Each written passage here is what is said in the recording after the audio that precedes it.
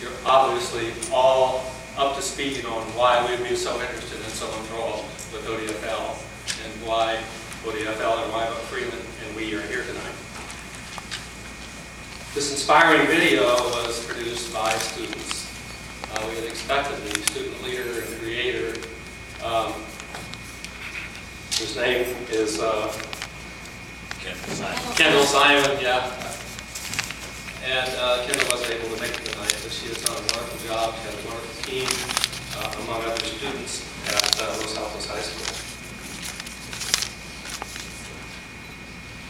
I'm honored to be here to introduce Robert and to present the Angel Award.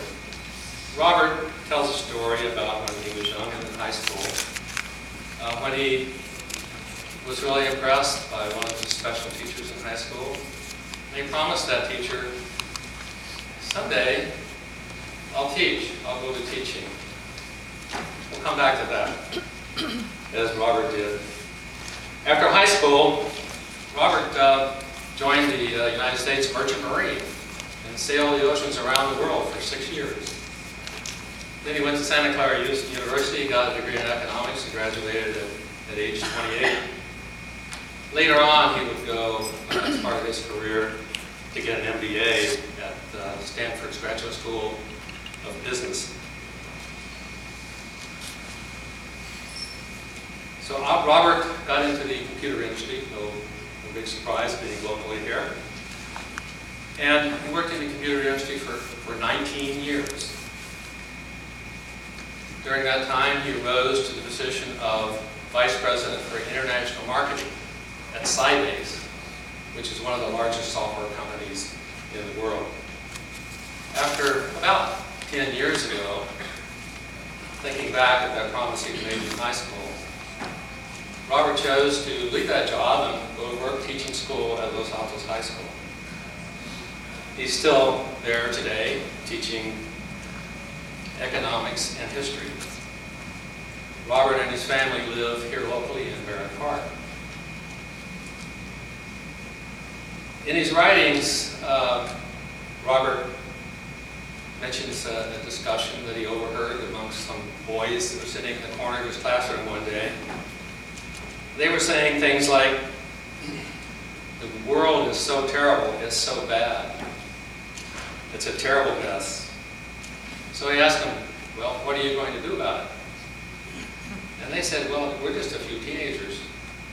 We could never make a difference in this mess. So he responded, but what, not just you, what about your whole entire generation? What can you all do about this mess? So Robert contemplated on that. He created a little group of fellow teachers. They talked it over. Robert formulated a question. How can many do just a little, but create a huge impact around the world? Out of that question, ODFL was born.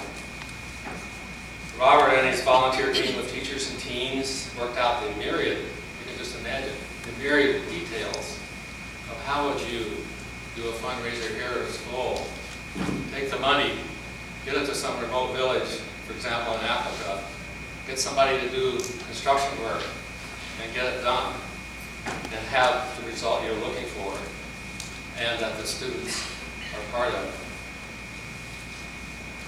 Robert made, in his group, made all that happen. That's a monumental achievement. Robert, if you would come up, we would be absolutely delighted as the Kiwanis Club of Palo Alto to present our first Angel Award for extraordinary service to the community's children and youth.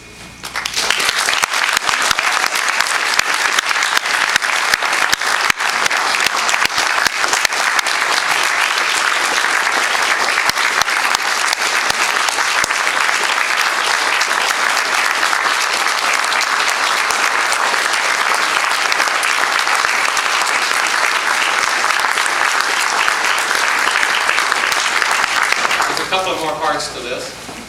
There's a check from our Kiwanis Club to ODFL. We hope it helps your back office out. You know, part of ODFL is that the $1 the students come up with, 100% goes to the budget. And so Robert looks for donations like ours and foundations to cover that cost, but that's his detail. Also, Robert, behind you, we have proclamations from State Senator Joe Smidian, State Assemblyman Rich Gordon, Santa Clara County Supervisor Liz Ness, and from Mayor Yahweh Hea Palo Alto. Congratulations.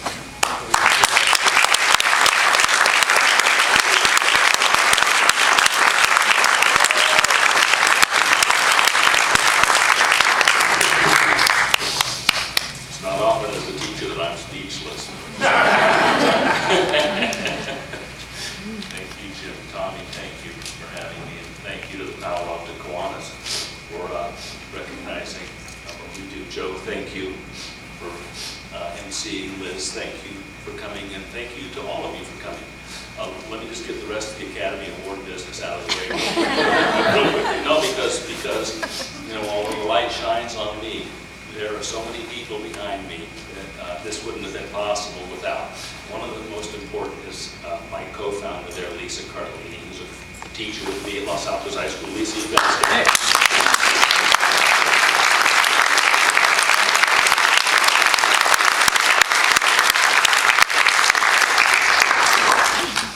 I say frequently, I'm the beauty, she's the brains. Because I'm pretty sure she wouldn't like it if I said it the other way. But she and I, in the summer of 2007, as Jim said, we said to ourselves, what if everybody did just the smallest bit, but everybody did it? And we didn't know at the time. But as you saw in the video there's 16 million high school students in America, about 22 million if you add middle school students. We're building those schools for about $10,000. We've built them in 5 schools in Kenya. We've built them in Malawi. We just finished 3 in South Africa. We've built in Nepal, 2 in Indonesia, 3 in Nicaragua. The cost is insane. It's insane. It's $10,000 a piece. So do the arithmetic, 16 million kids divided by $10,000. If we can get every high school student in America to give $1, we can build more than 1,000 schools every year in the developing world. And it's the incongruity of it. It's just the sheer incongruity. You can build 1,000 schools every year in the developing world for $1. It's taken us about 5 years to get the model all built out. I sometimes tell our kids, it's like, as Jim said, I teach economics and history. I'm fascinated with the Industrial Revolution. James Watt invented the steam engine in 1769. He had worked on it for 18 years. You know, the science wasn't all there, the technology wasn't all there. He had to figure out how to machine the gears and contain the pressure in the boiler and whatnot. But finally in 1769, he fires it up and it's just going, but it's working. It's working, it's working. And there's a long way between there and, you know, the TGV in France that's traveling at 250 miles an hour, but it's basically the same idea. It's working. That's what we have here. It's taken us 5 years to put all the moving parts together. But we have, in fact, built all those schools. And we have, in fact, sent computers and books and Legos and medical equipment and bicycles all over the world. And it's all been powered by high school students giving $1. And part of the thing behind it is more than just the schools and more than the Legos and the computers and the bicycles and whatnot. What we're really trying to do is we're trying to install into the hearts of a new generation a different ethic. Instead of the ethic that says, I'm getting mine, good luck to you. The ethic is, we're all in this together. And I believe, and Lisa believes, and Terry Kropp right there, who's also one of my co-founders, believes this, that if we're really going to address the really, really big problems that we have in the world, we've got to start with a new ethic. The the ethic of I'm getting mine, which basically got us here and has given us global warming and ozone depletion and species extinction and ecosystem destruction. And I'm talking planetary scale problems cannot be fixed from inside the materialistic, individualistic, nationalistic ethic that got us here. We've got to create a cultural ethic that says we're all in this together. And the only way we thought of that we could do that was to start with a new generation. Before their values are fixed, a generation that still has altruism, that still believes that the world can be made a better place. And that's the idea. That's the real idea of ODFL. In a way, the schools are simply a focusing agent to say to a kid, you can make yourself a bigger person and the world a better place. It's $1. Is it worth the bet? In 5 years, we've had 210,000 kids from all across the country who've said, that's a bet. I'll make the bet. I'll invest $1 in the hope that we can show, we can be a model to the world, that we can all be bigger people. And that's the only way we're going to bring forth a better world. If we're simply working on symptom abatement, it's not going to work. It's got to be organic. It's come from the inside. And instead of kids being isolated, we want them to be connected. And instead of being selfish, we want them to be compassionate. And instead of being competitive, we want them to be cooperative. And instead of being impotent, we want them to be competent. And instead of living lives of routine, we want them to be creative. We call those our 5 C's: connection, compassion, cooperation, creativity, and competence. And that's the real thing we're trying to install in the hearts of a new generation, so that as they go out to engage this world with these very serious problems, they'll bring to it an ethic that says, actually we can actually solve really, really big problems if we'll bring this cooperative, compassionate ethic, and it'll all do the smallest bit, $1, but we all do it. And that's essentially what ODFL is about. And it's evolved over time, and it's continuing to grow. And I want to ask every one of you for your help, if you can help in any way. And it doesn't matter what it might be to do that. As Jim said, the back office expenses, website, phones, literature, travel, stuff like that, those are paid for by foundations, and I must acknowledge Jim Hewlett and the Flora Family Foundation for supporting us in back office expenses, so that we can say to the kids, and we do, and it's a tremendously compelling proposition, every single dollar you give goes into a developing world project. I want to acknowledge very quickly the First Presbyterian Church in Palo Alto, my own high school, Los Altos High School, and of course Palo Alto, Kiwanis. But that's what we're about. It really is about changing the world. And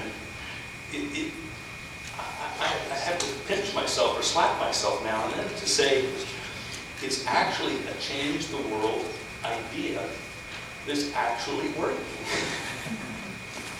It's crazy. It's actually working. There's no new laws of physics that we have to discover. There's no cures for cancer that have to be invented.